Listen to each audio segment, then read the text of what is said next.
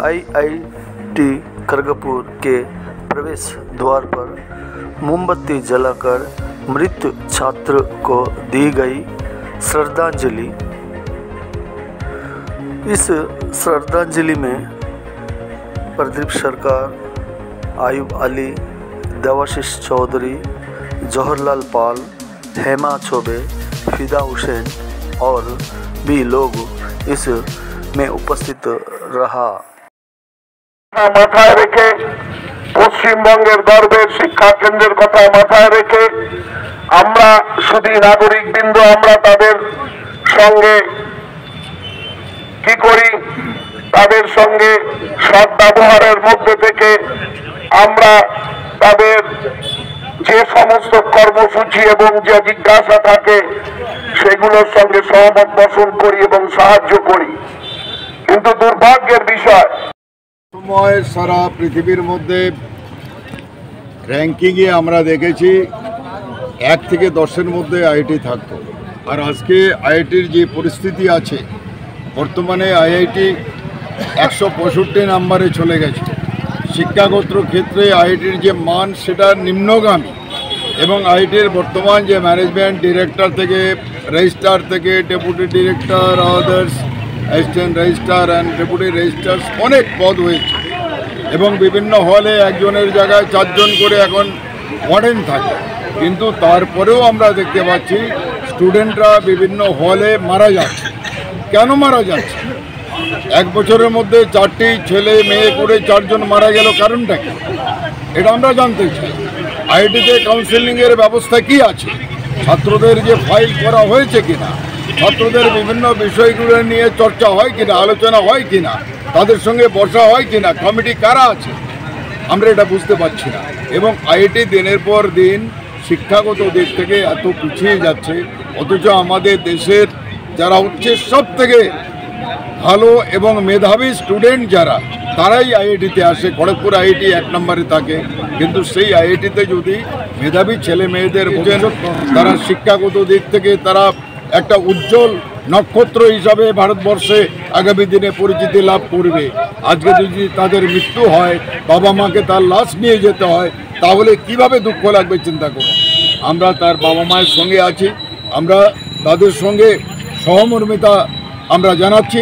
আমরা সেই কারণে আজকে এখানে ব্যবস্থা করেছি। আমরা তার বিদেহী আত্মার শান্তি কামনা করছি এবং সঙ্গে সঙ্গে তার পরিবারের প্রতি আমাদের সহানুভূতি প্রকট করছি এবং আমরা চাই আগামী দিনে যাতে করে একটিও ছাত্রের মৃত্যু না হয় তার ব্যবস্থা আইআইটি ডিরেক্টর, রেজিস্ট্রার এবং বর্তমান কমিটিকে করতে হবে। আপনার শুভ নামটা কি? জওহরলাল পাল। ওকে, ধন্যবাদ।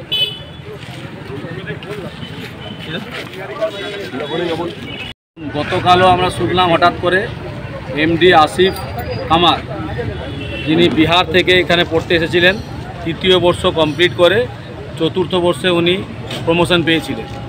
হঠাৎ শুনতে পেলাম যে উনি মারা গেছে। এইভাবে কিছুদিন আগেও একটা স্টুডেন্ট এইভাবে মারা যায়। দীর্ঘ 1 বছরের মধ্যে 4 জন মেধা তালিকায় থাকা সত্ত্বেও এরা মারা যাচ্ছে।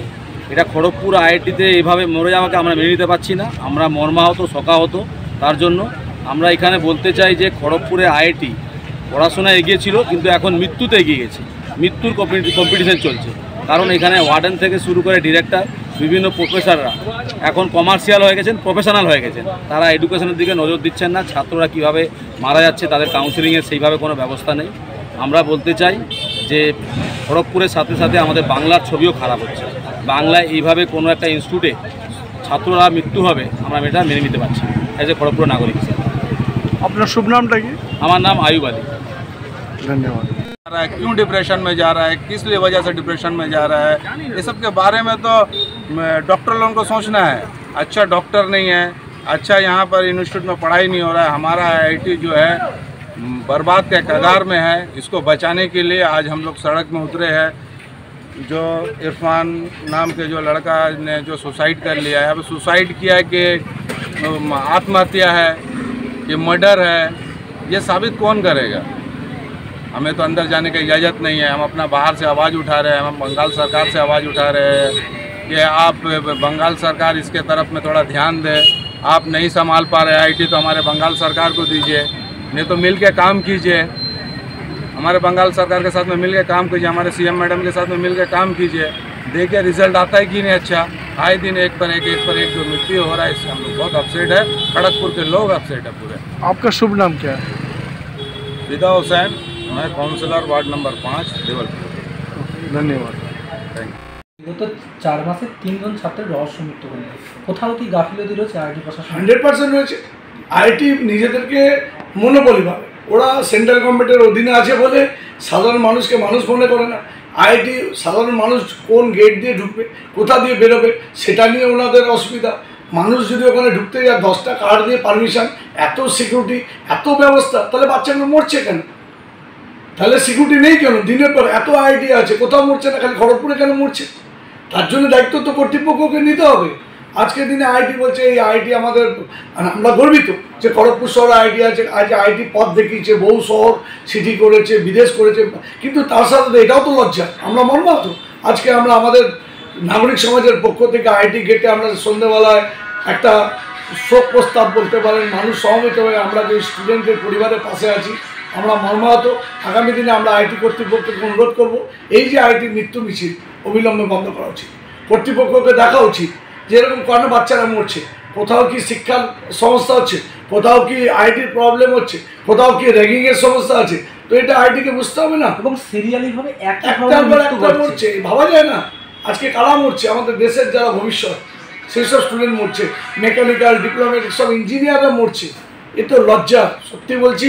এরকম একটা আমরা ওই জন্য আজকে এই প্রতিবাদের মাধ্যমে যা আমরা এই প্রতিবাদের ভাষা তো আর এটা প্রতিবাদের জায়গা না, আমরা মানুষকে বলবো যে আইটি কর্তৃপক্ষকে আহ্বান জানাবো যে আপনারা সতর্ক হন, যে এভাবে ভেতরে যাওয়ার পারমিশন দিয়েছেন আপনি? না, আমরা আইটি গেটের বাইরেই করব।